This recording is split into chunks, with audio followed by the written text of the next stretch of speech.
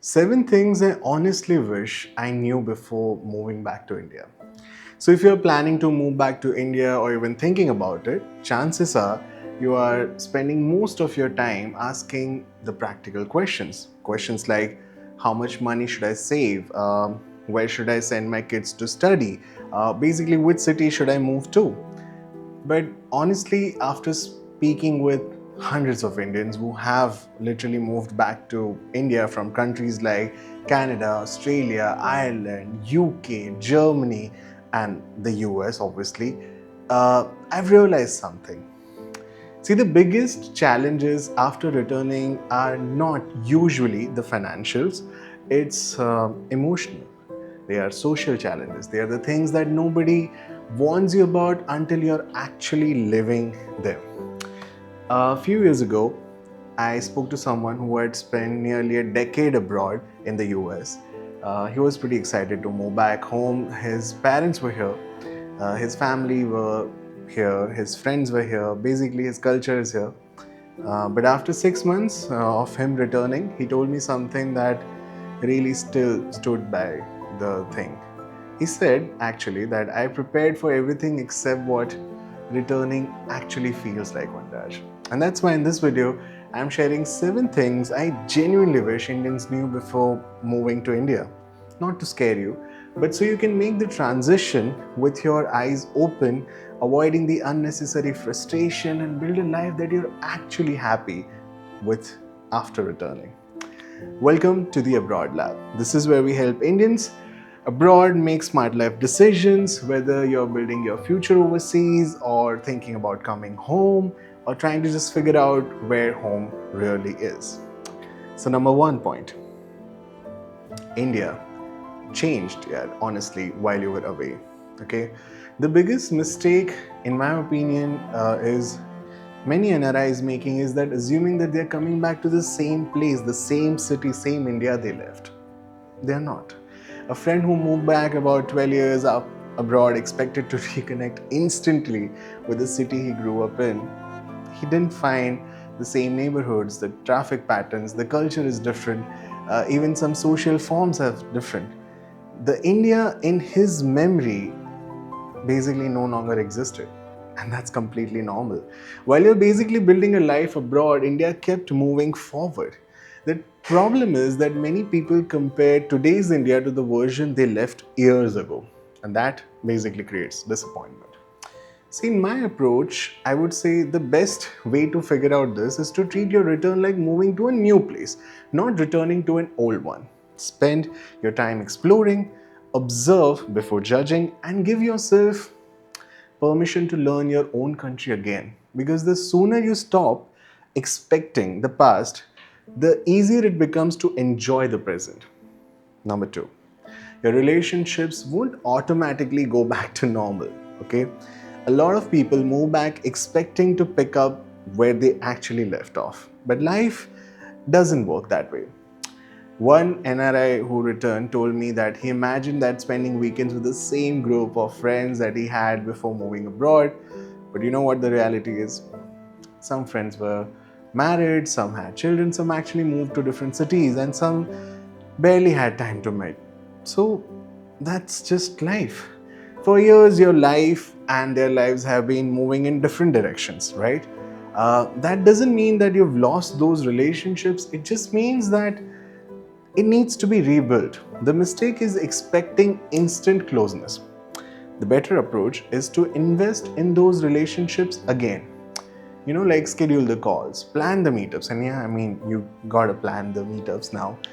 Show up consistently because relationship, just like our careers, need maintenance, and returning home doesn't automatically restore them.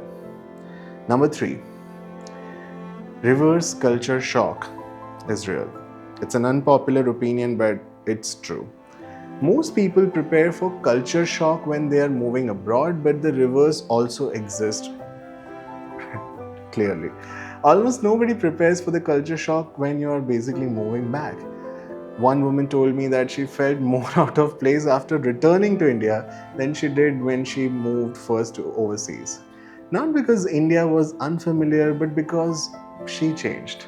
The habits she developed abroad, the expectations she had around the work, the independence she got used to, the way she viewed time and personal space, all of it affected how she experienced life back home. Many returnees start wondering, why is this bothering me now when it never bothered me before? Well, the answer is simple. You're not the same person who left India. And that's okay. Instead of fighting the reality, accept that both the things can be true. India can still be home and you can still be feeling different from before.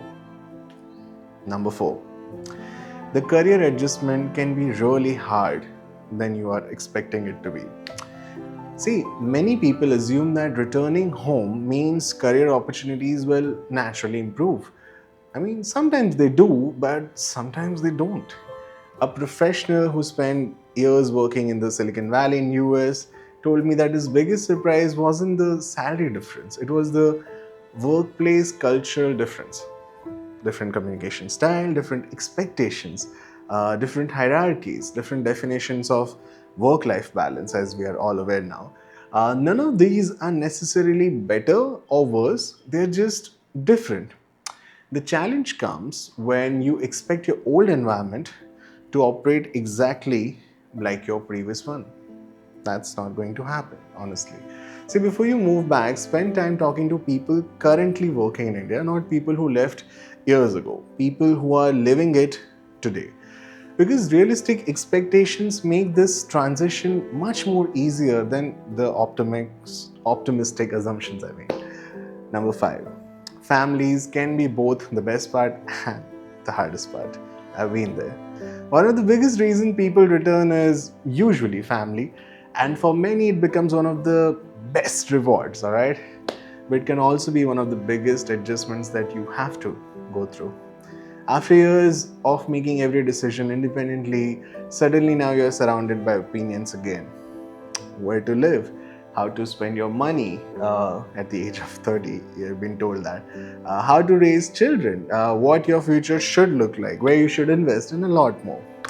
A lot of returning NRIs underestimate how much they have changed during their time abroad. We don't get the time to reflect, basically.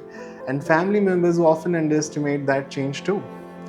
The key isn't choosing independence or family, it's learning how to balance the both. Because the goal isn't to recreate your old life, the goal is to build a new one. Number 6. Give yourself time before making permanent decisions. Oh God, I literally remembered something that I did. See, I've seen people return and buy a home within the first 3 months, commit to a city within the 6 months, enroll children in school, immediately make huge financial and lifestyle decisions before they actually even adjusted. Then a year later, they realized they would have chosen something differently. The truth is that your first few months back are not reliable indicator of your long-term happiness.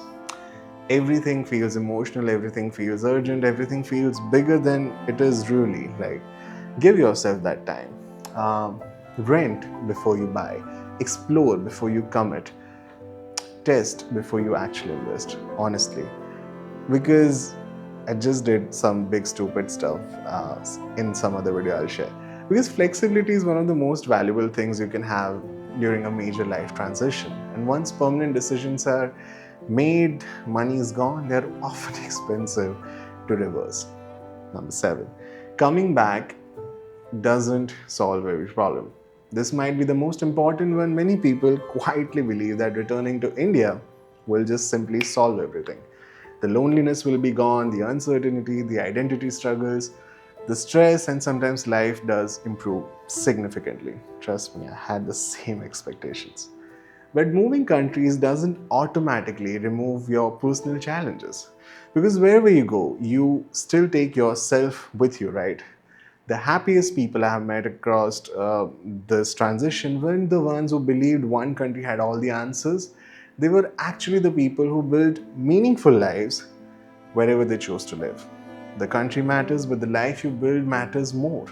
And if you return expecting India to solve every problem, you'll probably be disappointed.